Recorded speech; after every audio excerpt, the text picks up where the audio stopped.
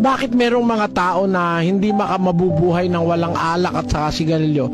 Kasi po naging addict na. Nakaka-addict po yung alak, nakaka-addict ang sigarilyo.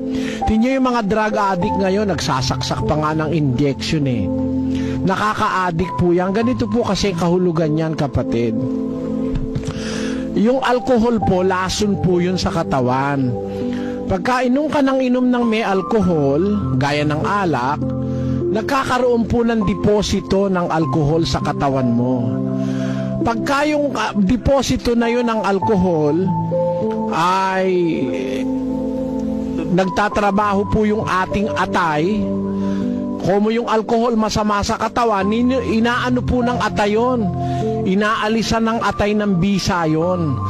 Kaya pag uminom ka ng alak, nalalasing ka, nawawala yung pagkalasing mo kasi nagtatrabaho yung atay. Inaalis niya yung bisa ng alkohol. Kaya naaalis yung pagkalasing mo. Kahit na uminom ka, dumadating ang oras, pag nakapagtrabaho na yung atay, nababawasan na yung alkohol kasi inino-neutralize po nung atay ng ating liver. Pagka naman po nabawasan na yung ating alkohol sa katawan, kung na nasanay ka ngayon na parating may alkohol, hahanapin ngayon ng katawan mo na magkaroon ka na naman ng alkohol na ganong karami, iinom ka na naman.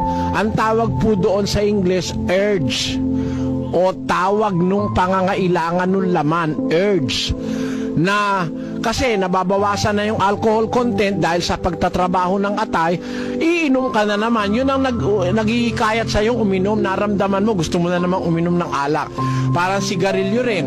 Pag nababawasan na yung nicotine sa katawan mo dahil nagtatrabaho yung atay, dahil lason po yun, yung lason na yun, inaalis ng atay, ay pag nabawasan na, maramdaman mo na naman, gusto mo na naman uling maglagay ng nicotine, sisigarilyo ka na naman.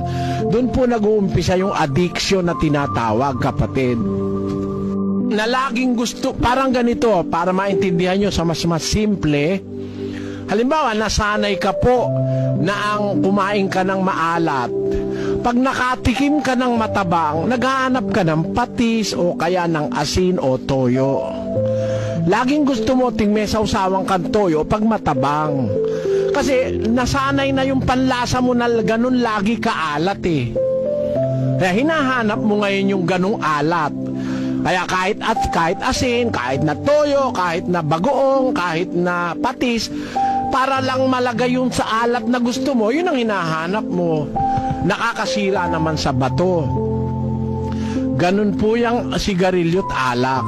Hinahanap ng katawan yung alak at saka yung sigarilyo dahil nasanay na po nang nasanay siyang may alak at may sigarilyo, hinahanap nung katawan niya yung lason. Pero sa kabila noon, sinisira po niya yung atay, yung bato. Yan. Pati yung ating mga ugat ay ginagawa pong marupok ng sigarilyo, ng nicotine, ng tar. Nakakarupok po yan sa ugat. Kaya ngayon may mga tao sumasabog ang ugat, ang tawag doon is stroke. O kaya meron mga tao ngayon dahil sa kasisigarilyo, nagkakaroon ng kung tawagin yung ugat na lumolobo, aneurysm. Meron pong aneurysm ngayon, ang sakit na aneurysm. Nung una po, walang maraming sakit na aneurysm. Pero ngayon, marami na pong meron yan dahil nga marurupok na ugat ng tao. Ang nakakapagparupok sa ugat ng tao, yung mga lason sa sigarilyo, yung mga lason sa alak, at saka yung iniinom natin tubig na may chlorine.